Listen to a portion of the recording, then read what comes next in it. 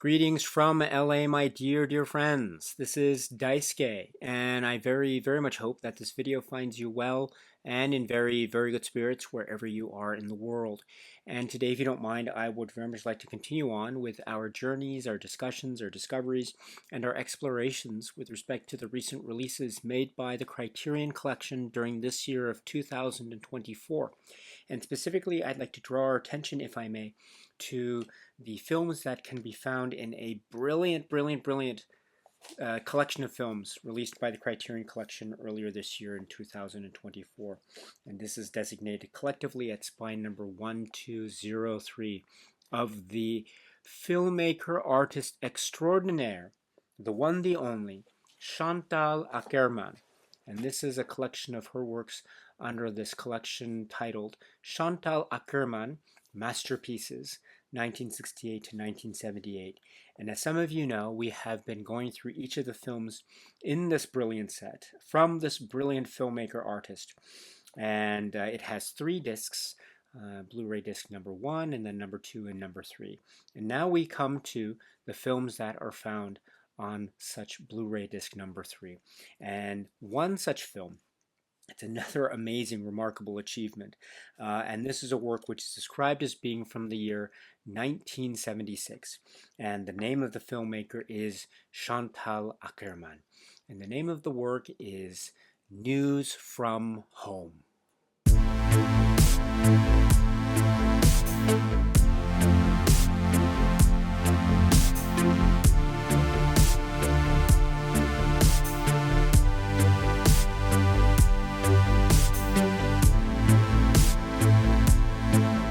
This is the work, another astounding film, an amazing work from the brilliant filmmaker artist Chantal Akerman.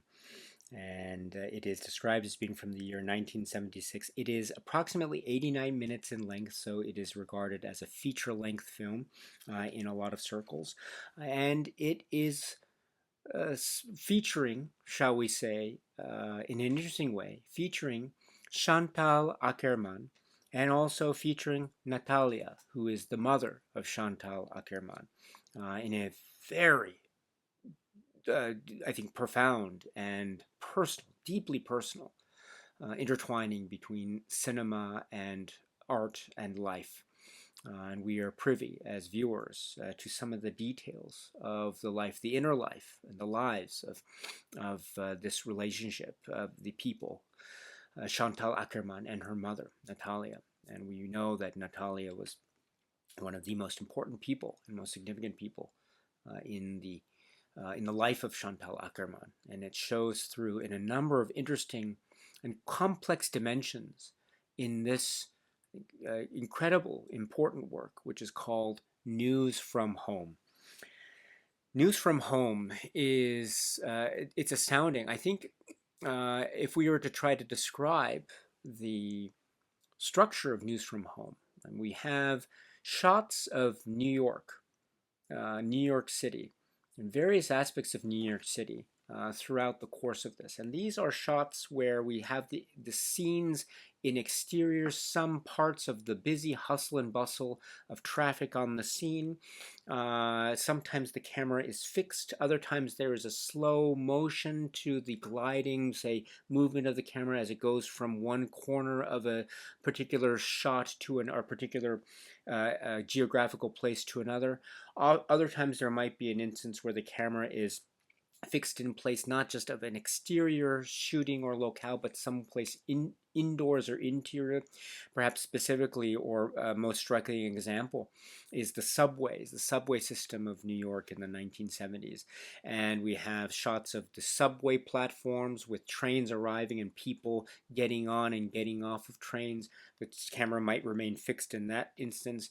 And then we have maybe shots of the inside of a train carriage as someone is riding it. There's an instance maybe early on where the camera seems to be fixed on the door or one side particularly of a door with the glass frame, so you can barely make out the reflection of a figure in the glass frame, but the camera remains fixed in that way in that example.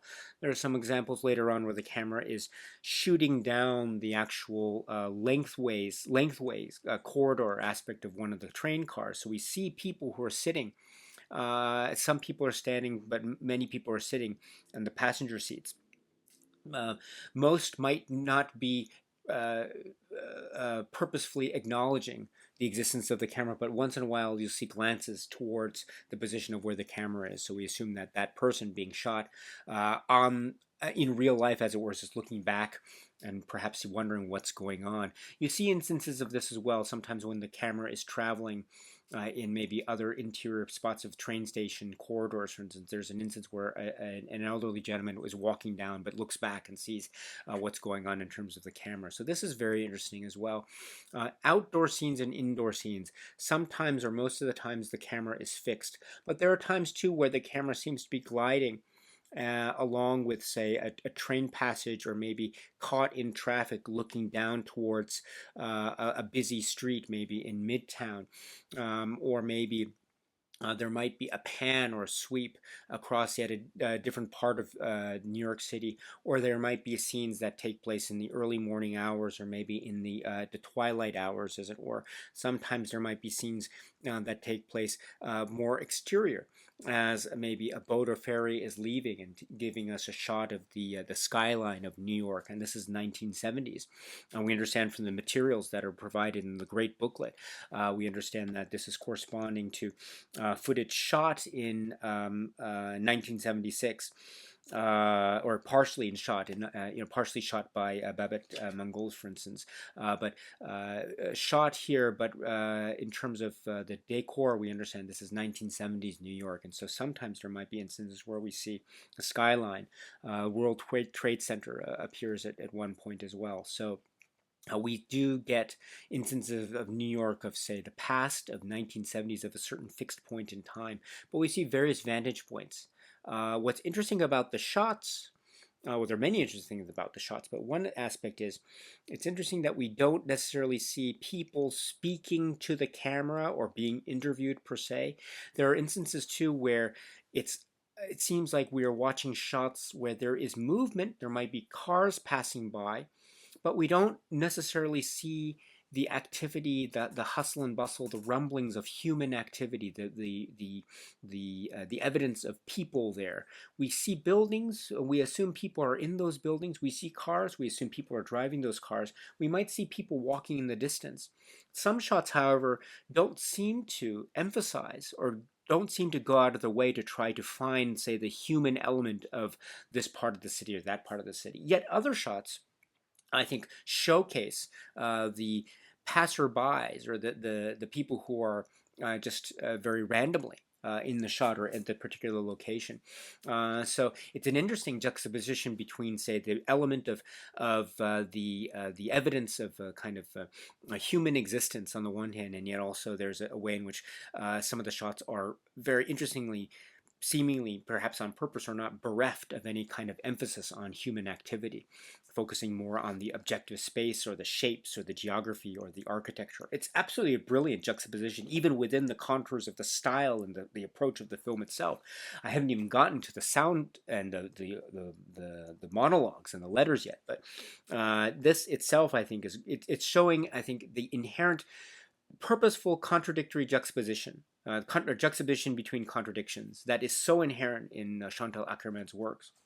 Sometimes we see an object, or we see a building, or we see a line, a geometric shape, and is it meant to be alienating and cold and sterile, or is meant to show a kind of interaction with some maybe human activity, some person or persons that are there within the same space, engaging with the thing or object. So sometimes we see like a reflection in a pane of glass in a traveling train car. We might see the reflection of a human being, because that might be suggestive of a certain warmth or engagement.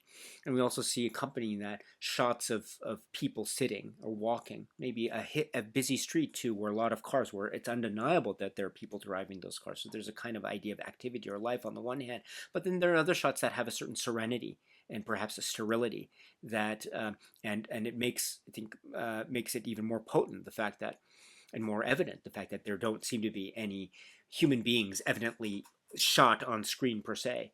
So that juxtaposition, I think, is so fascinating, and it maybe is a kind of psychological reflection of it, maybe back and forth in terms of the approach, the filmmaker's approach and feelings towards New York City itself.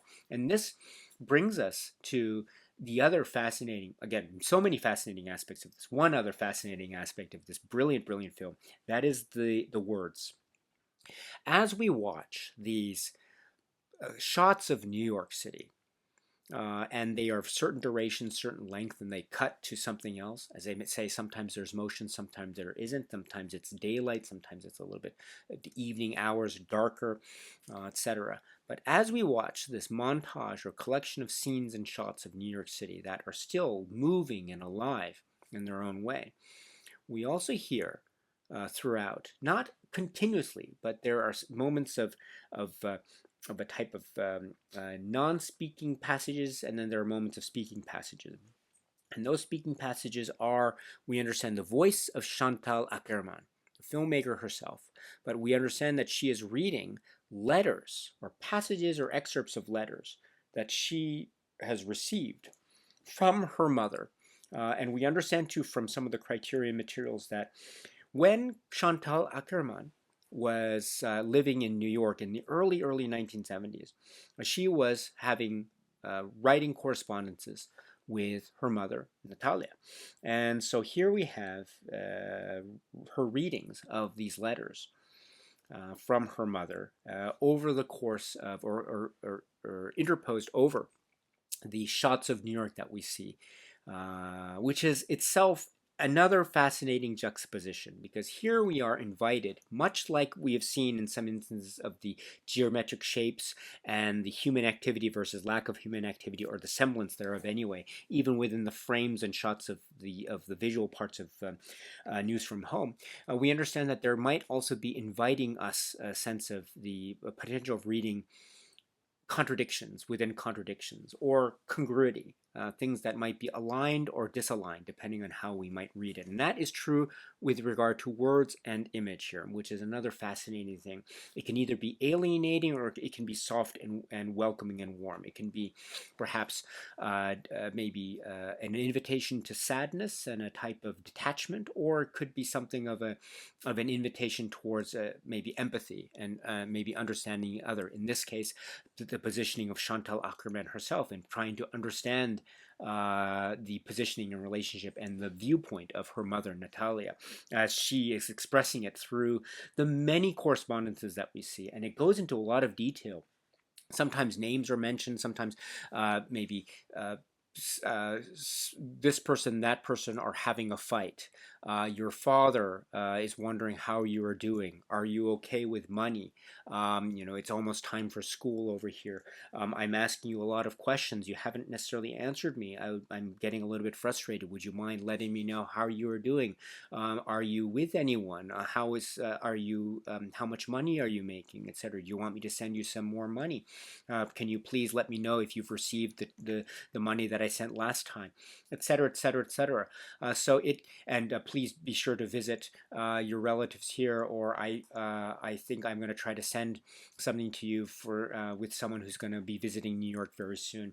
Those sorts of very, I think, daily life, ordinary, mundane details are part of the passages of letters that are being read aloud. Again, the letters are from Natalia to Chantal Akerman while Chantal Akerman was living in New York in the early 70s. But here we have Chantal Akerman, her voice, reading these aloud, which is, I think, itself a very bold gesture. And there's also another aspect of this too, which makes it even more complex and fascinating, that between the language that we hear and the language choice that we have the option of, if we hear it in French or if we hear it in English. But I'll get to that momentarily. But okay, the juxtaposition of the reading aloud of the letters and the images of New York that we see This itself is so fascinating because, okay, on the one hand, if we recall that, yes, Chantal Akerman during some part early in her life was living in New York and she did have a correspondence with Natalia. But what's interesting here is we get none of the letters from Chantal to Natalia. We assume that there must have been letters because there are some passages of the letters that are read aloud here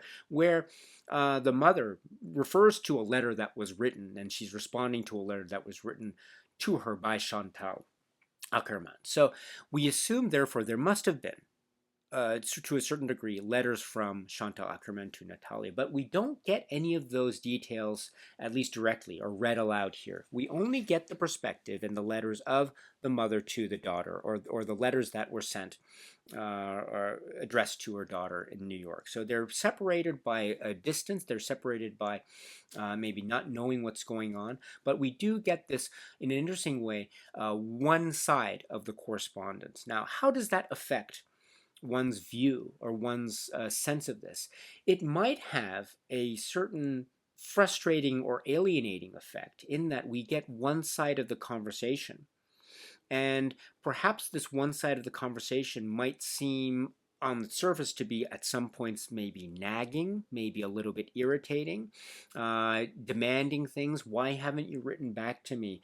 I would be so, you should let me know how you're doing. We're worried about you, that kind of thing.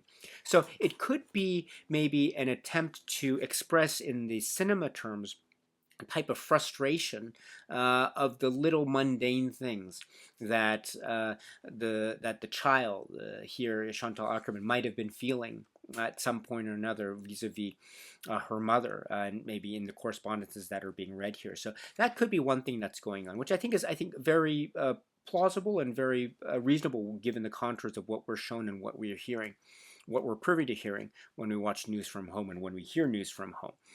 But that brings us to one maybe part of, say, an overview or perspective. But then when we think about it, we realize that there are levels of concern that are very much part of what the letters are trying to say and reach out. In a sense, the letters are also an attempt at trying to get Chantal Akerman to write more. According to Natalia, at some points, it seems that maybe she's not writing back to her mother as much as they would like, or maybe some things are left unspoken, or if Natalia's words are indeed accurate or true to the situation, maybe it meant that Chantal Akerman was not as forthcoming with certain details as one might expect would be maybe not not outside the bounds of reasonableness, because after all, they are living in separate continents, separate parts of the world, and so there's a natural worry that parents might have over their children, no matter the age, right? That parents might have over their children about living in a place that is far from home. And so that type of feeling of maybe nagging irritation that could be there on the one hand could also transform, I think, quite in a touching way, to a sense of understanding that there is a concern and worry there. And that worry stems from what we can also assume to be a very strong bond between mother and daughter here.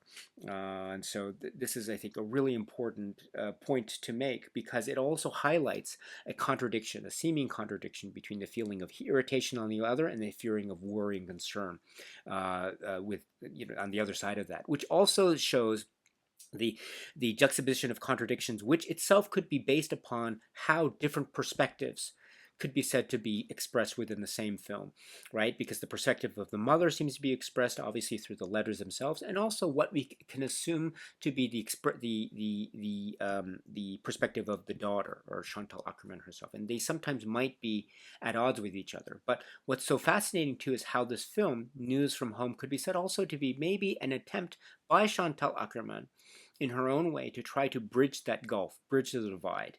We see or we hear occasionally instances of the letters where a response was acknowledged, or the mother was happy and delighted to say, "Oh, we heard back from you. Thank you for responding. Please respond. Please write more," and that kind of thing. So there are moments of sort of a positive interaction or connection that are acknowledged by the mother's letters themselves. So that's one thing, which I think is important to emphasize. Another thing too is we have to remember that these are words of the letters of the mother, that right, of letters, but they are being spoken for purposes of this film, they're being spoken aloud and recorded and being heard through the voice of Chantal Akerman herself. We understand that these are being read aloud by Chantal Akerman, which I think is a very powerful statement in and of itself. It's itself a kind of maybe acknowledgement, perhaps, by Chantal Akerman, by the daughter, of the perspective of the mother. In other words, maybe by virtue of the fact that Chantal Akerman is herself reading aloud the words of her mother, this is in her way maintaining the life of her mother in the words, and she is therefore stepping into the position of her mother in letters that are addressed to her younger self back in the early 1970s. So this could itself be its own form of empathy, cinematic empathy. Chantal Akerman empathizing with the position of the mother by virtue of the fact that we hear Chantal Akerman actually speaking the words of her mother as they're interposed over various shots of New York City. So I think that is a really important, powerful point to keep in mind. What's important too is that I think that empathy is also given its sense of distance in a very respectful way. I mean, in the tone of voice of Chantal Akerman, for instance, if you hear it in the French language or if you hear it in the English language, I don't detect any kind of maybe emphasis on adding emotional tones or emotional upbeats to any of the speech patterns. It seems to be fairly monotone. It seems to be pretty much at the same speed or rate. And so there is a way in which that distance, that lack of, say, emotion in the delivery of the letters, the speeches by Chantal Akerman, that distance might seem in one sense to be sterile and quite cold and bereft of any feeling on the one hand. But on the other hand, perhaps it is the most generous form of empathy one can give, because after all, there's a certain respectful tone that is struck if one realizes just how much care Chantal Akerman seems to be given when she's reading the words, to the point where she is respecting the feelings of her mother. After all, she can never really claim to know exactly what her mother's feeling. So how can she therefore claim to know what precise emotional beat she should add at a given word and a given letter at a time? It's probably impossible. It's impossible to absolutely know the feelings of the other, and yet she is allowing the words therefore to breathe on their own, which I think is its own form of beautiful, lovely reverence and respect. So that could be yet another inherent juxtaposition even in the reading of the words. Is it a sterile, cynical way of reading it, or it is a real loving way of reading it? That juxtaposition, that seeming contradiction, is also inherent in the visual terms, what I mentioned before. Are we looking at shots of New York that are very sterile and cold, or perhaps that stillness, that distance, or that feeling of distance is itself a type of act of reverence and a type of respect that itself is very warm and inviting? So or it could be a hybrid of the two, who knows? This itself is it has so many psychological implications that's fascinating, and I don't think that juxtaposition would have popped out to me unless we had the combination of the images and the sounds at the same time. So had they existed separately, I don't know if I would have made those connections, but now that they are, it becomes, I think, much clearer to me, at least my own subjective viewing of the film, that this is definitely at least a possibility in terms of interpretation. So this is brilliant because this is one of the great bona fide, pure distillations of the Chantal Akerman cinema aesthetic, as one might say. You can look at the same thing through different prisms, and each prism might itself be contradicting the other. You're not quite sure. And is it subjective or objective? Is it hot or cold? Is it bereft of feeling, or is it so filled with passion? And I think, or it could be a combination of the two, or could it be maybe a midway point between the two seemingly extremes? So, and there's nothing wrong with maybe espousing one extreme wholly over the other extreme wholly, because each viewpoint also invites with it a certain kind of a trajectory as well. So that's, I think, one of the great things about it. And it's a reflection, too, of a type of maybe natural inclination of maybe psychological feelings that I think are very understandable I mean, I've had the great fortune of living for a certain number of years in New York City on my own for earlier in my life, and I can attest to the fact that there were times where I felt that I was enjoying the city so much and what it had to offer, and the places I could go, and just the excitement of the scene and the atmosphere was lovely. And there were other times when I was living there that I felt very despondent and I felt very alone, and I felt like it was a very alienating place. And so I definitely appreciate the fact that a reading of News from Home could have two or more seemingly contradictory feelings combined together to form this single, say, cinematic work that is News from Home, and I can really appreciate that. So, and I think it's also not just emblematic of News from Home, but also emblematic of the Chantal Akerman filmography that we've seen thus far over the course of our cataloging and discussing all the works in order as they appear in this set. There is a contradiction, a purposefully applied contradiction or a set of contradictions that we are not just meant to say just identify and recognize as a type of exercise of maybe an academic pursuit of film studies, but also see how it relates to the lives of the people that we are encountering. Here in the case of News from Home, it's Chantal Akerman herself, because it's a very important relationship that between herself and her mother, and also how it can invite us to see how we feel in terms of the contradictions that we might reveal. I mentioned here about how I felt about New York when I lived there many years ago. That kind of power is makes Chantal Akerman's work, like News from Home, something of an experimental work, a kind of documentary film, but also very much filled with the humane and the emotional and the powerful. And that's, I think, something that is becoming more and more apparent as I am re-examining the world of Ackerman through a great set like this. It's just how potentially passionate this world is, and even in the sense of passion, there can be moments of cynicism and sterility, kind of emotional sterility. But that doesn't take away from the potency of the passion. Or perhaps they are two separate things that can still coexist, or maybe the coexistence is an illusion, but they are still there all the same. But it's in any event a very humane experience to watch a work like News from Home. I think very consistent with Chantal Akerman's approach and stylings, at least as far as I have engaged with it thus far. So also, let me also point out that with respect to, again, the words and New York, there is a way in which sometimes the words might feel like they are accompanying in a certain way what we're seeing in the very general sense of they are addressing Chantal Akerman, who was in New York at the time, and now we are seeing shots of New York kind of shot in a sort of contemporary setting when the film was actually being filmed.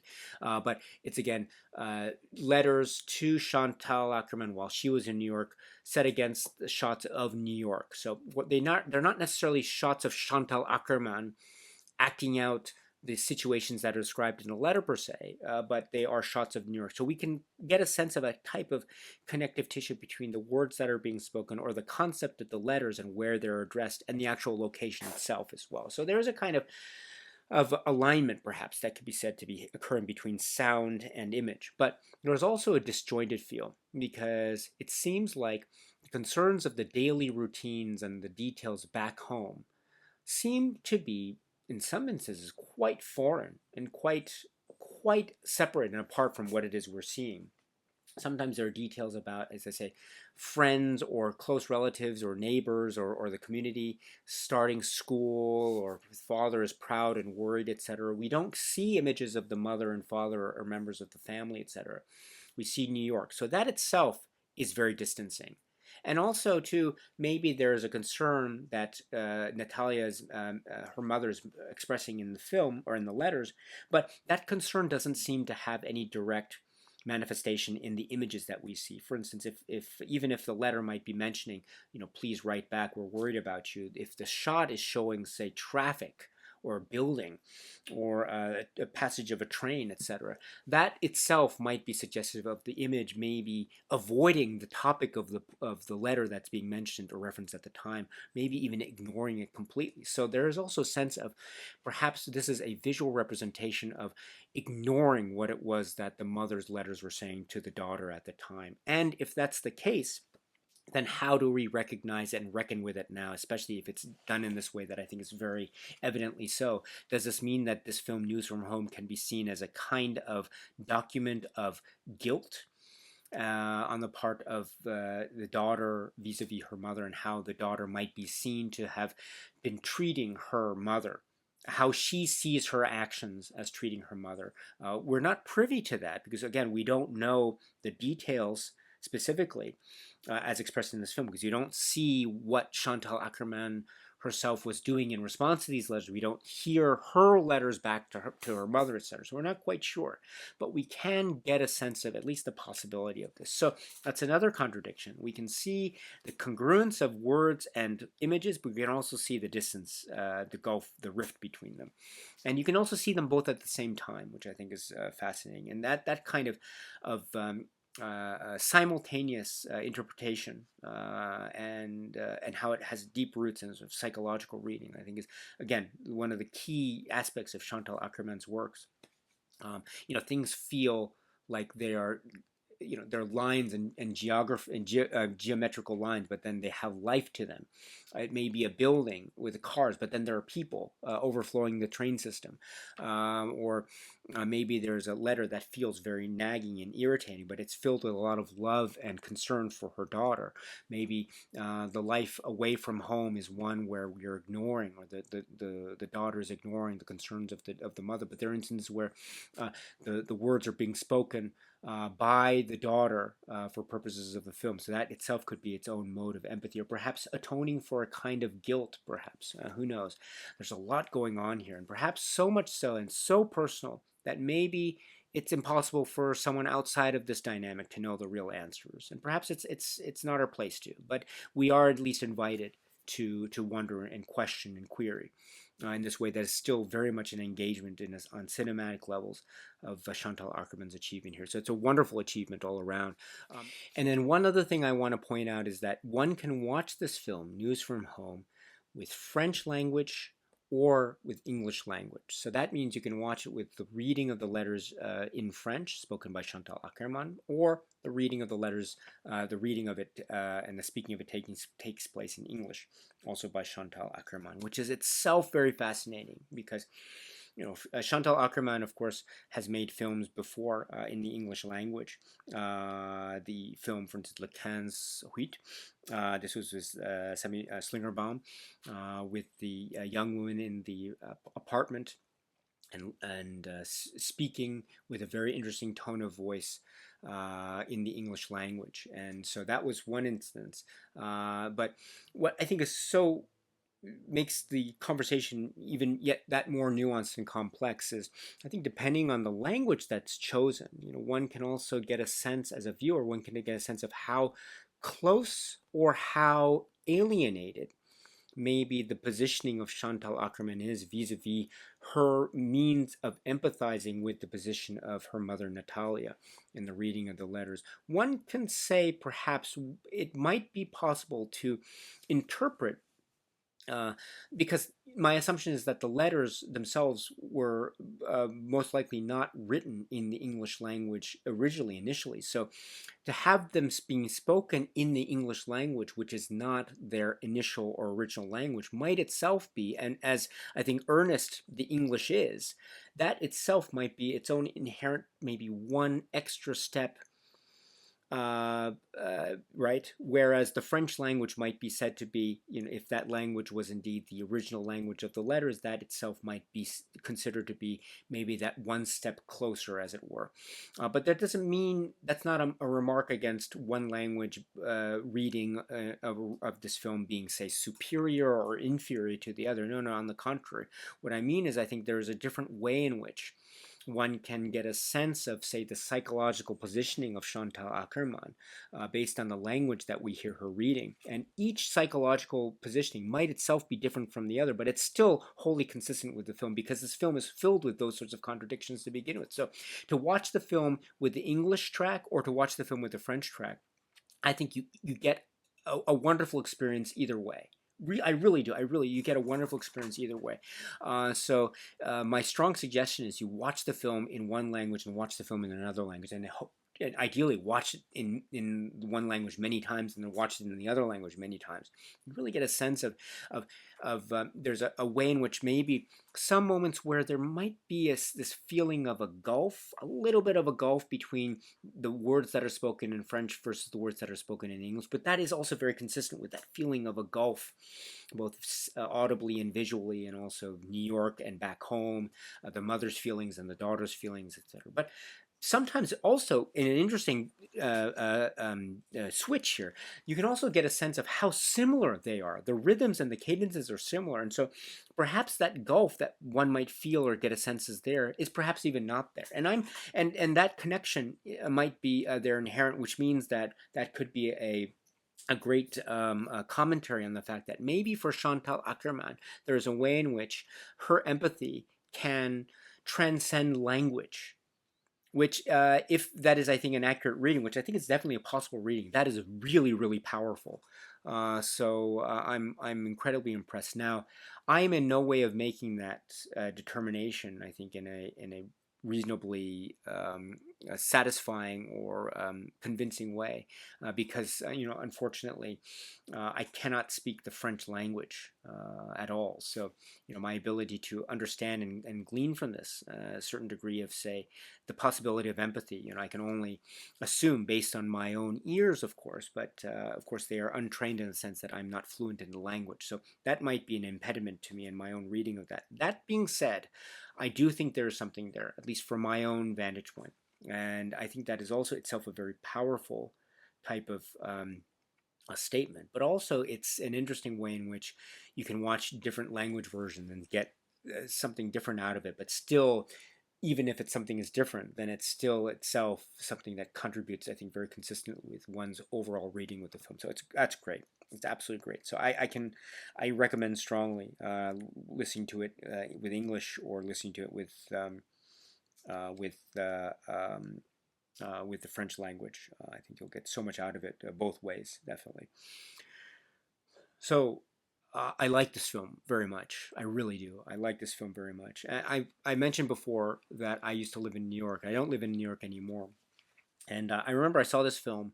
I saw this film when I was in New York, actually, as well. And I wasn't really connecting with it while I was in New York, interestingly enough. But when I left New York, and now that I'm no longer in New York, and I revisit this film outside of living in New York, I connect with it all the more. It's almost like it's its own contradiction in an interesting way that I recognize in myself, that this film, filled with contradictions, I acknowledge, is maybe making itself visible to me. In other words, I don't connect with it until I'm away from the subject matter, which is itself very fascinating. So it's yet another way in which Chantal Akerman is really pulling me in to her world, which I think is the testament of a brilliant, brilliant, genius artist filmmaker.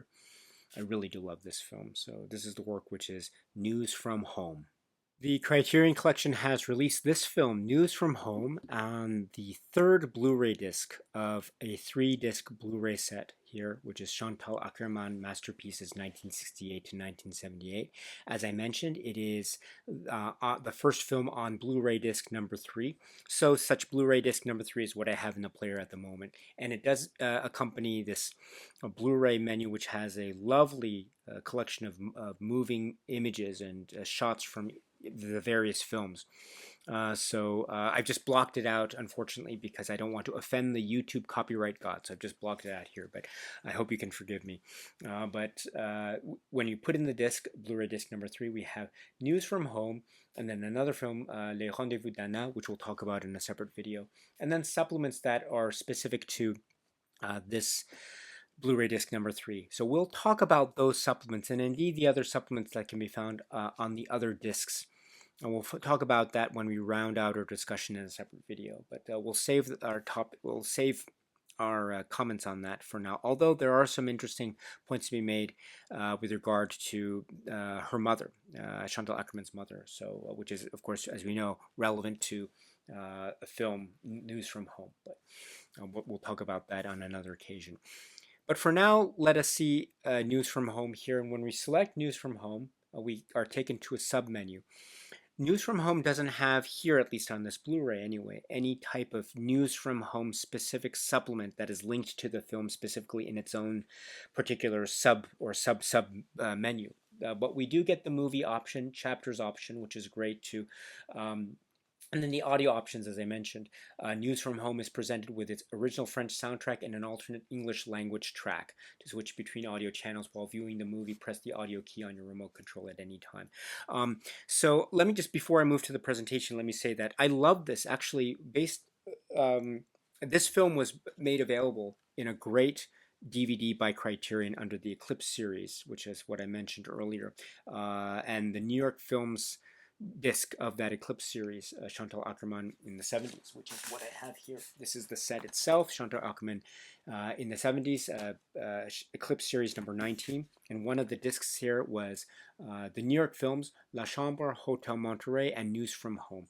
And so when you select News from Home, you can select actually in that watching French or English. But when the film started, you couldn't change while the film was playing. It was locked, and so you had to go back to the menu and change the sound option, at least as far as this disc is concerned, the one that I have. But that's not true for the Blu-ray, which is right here. So if you want to, in mid-film, see what the language might sound like, depending on the difference in what it sounds like in the different language, it's French or English. You have your choice of doing that just by pressing the button on your remote control, which is really a convenient option. Which I said too, it's one of the, I think, fascinating things about News from Home in particular, to see how one feels about the film when listening and watching to it in one language versus listening and watching to it in another language. So it gives you that option, I think, in a very convenient way, which I applaud very much. Speaking also of the Eclipse DVD, the Eclipse DVD, I mentioned this because I thought it looked and sounded quite good indeed, and considering its materials, etc. But the way it looks and sounds here, I think, is really quite impeccable, the Blu-ray, in terms of its presentation. So I refer once again to the wonderful multi-paged, stapled, robust booklet. And it says on page 42 here about the masters, and it refers to Cinematheque in terms of the restoration. And then specifically, if I go to remarks about News from Home, it says, for News from Home, a 16mm duplicate positive was scanned in 2K resolution with the original monaural soundtrack remastered from the 16mm magnetic final mix. And so 16mm based materials or source materials that were used. What I appreciate very much is not all of the blemishes are removed. I really appreciate that. You know, some of the blemishes are, like, for instance, in the earlier DVD, you could see some parts where you could see some of the film, like flashes or some of the other accidental, maybe filminess. How should I put it? You can see maybe the way in which something was photographed, maybe something to do with a filter of some sort. But you could see some of not. But I note that some of those blemishes are removed with a sort of cleaner presentation. Yet there are some instances where you can see, for instance, maybe a little hairline that creeps up from the bottom edge there in some instance, or a little a speck of dirt on the other, which I really admire, appreciate, which is going to show that this is maintaining a sense of the gritty and the grungy, and I mean that 100% as a compliment. You know, this needs to have a kind of rough feel to it on the one hand, because it needs to feel off the cuff, it needs to feel almost spontaneous, but at the same time that's its own contradiction, because there's the shots, as we know, are so carefully composed, and there's a real almost like a kind of design to the seeming spontaneity of its look, which I think a pre-planned design, which contradicts a seeming sense of spontaneity to it, which I think is brilliant. And you get a sense of that through the way it looks, the kind of rough feel, which I think is so apropos of the film. It's really, really important. It's really great. But there are times too when it looks quite pristine and clear indeed. So I enjoyed this very much, and I do love too how the muffled nature of the soundtrack is left more or less intact. I get that sometimes it's a little bit hard to listen to the words because of the soundtrack that seems to be almost clashing with the words, but that's okay too. I think it's part of the point. It actually this watching this again, but this time with this new Blu-ray, kind of uh, addressed one of the great mysteries that I've had about one of the great questions that I've had about this film. I've never gotten an answer to it, but there's a point in the film News from Home where I'm watching it in the French language, and then with the words. With the words, the subtitles in English, and then it's the words of the letters, right, as read out by Chantal Akerman herself. But then there's a point at one point where you still hear the words being spoken, but there are no subtitles, and then it kind of fades out as the noise and hustle and bustle of things overcomes the words that are being spoken. And the same thing too is done in the English language track. Sometimes the English language track is sometimes a little bit hard to make out in terms of the articulation of the words, because there is a kind of push and pull between other sounds on the soundtrack that exist, which I think is a statement in itself. And just so going back to that part where suddenly, at least when I watched the Eclipse disc, the subtitles at one point just seemed to not appear, and I thought that was maybe a glitch or something. But the same thing happens here in the Blu-ray, the same exact point, and it's the same line, and then suddenly it sort of fades out, and there's a spoken line in French where there's no accompanying subtitle. Like, what's going on? What's being said here? And I thought, maybe this is done on purpose. This must be done on purpose, done in one place and done in the other place. And if that's the case, then it makes perfect sense, because it's that way too of words and image and sounds, even within the same soundtrack, might not be in congruity with each other, which I think is a brilliant message in and of itself. And it's also apropos with what I've been trying to express in terms of my feelings of News from Home. So it was like a huge game changer for me watching this in that respect. So I was yeah. Yeah, bravo. I'm so glad. So don't get me wrong, I'm always so happy with my Eclipse disc, very much so. I'm so happy with the Eclipse disc, but I love how this looks and sounds on the Blu-ray. Also, just a minor point, the Eclipse series I think was so great, but the font that was used on the Eclipse series disc for the subtitles, it had that kind of jagged edge, kind of dot matrix pixely kind of quality to the letters. So you have a smooth line, but the smooth line would look a little bit jagged because of the dot matrix nature of it. So if you have a diagonal line, it's kind of a straight line, and then a diagonal straight line, and then a pixel line down, like that kind of effect. Whereas here with the subtitles, there's a smoother line or contour to the lines of the letters, the font that's used. So I kind of appreciate that as well. But I'm not a fan of the font that was used of the Eclipse series subtitles. If that just clear the air on that. But in any event. Whew, yes, that is, I think, what one can say about the stuff that can be found in terms of the discs and the presentation. But before we close, let us speak very briefly about the booklet. We will talk about the booklet again and the wonderful comprehensive essay, Beatrice Loiza, in a later video. But please note that there are News from Home specific pages on pages 32, 33, and 34. And this is itself not just a synopsis, but itself its own little mini essay on the film, where she speaks about, Beatrice Loiza, the essayist, speaks about aspects of how one can look at this in terms of an expression of displacement and despondency and depression and sadness and guilt, but also a kind of expression of her time in New York, which is also, I think, in certain accounts, quite liberating and very artistically fulfilling to a certain degree. And also the idea, too, of feeling out of place, but feeling the details of home. So learning about home, but feeling out of place in many respects, both psychologically and also geographically as well. So And also she points to about very, I think, key images of New York, Manhattan, the skyline, of images and places and landscapes that are no longer part of the current landscape structure as we know it. So there's a sense of maybe nostalgia and also a sense of sadness in the air that we as viewers might also feel as well. So yet another way in which we viewers can connect directly to the world and cinema of Chantal Akerman. Brilliant, genius, absolute genius. It's a great essay, so please check it out if you can. But anyway, news from home. Yet another of the Chantal Akerman masterpieces, 1968 to 1978.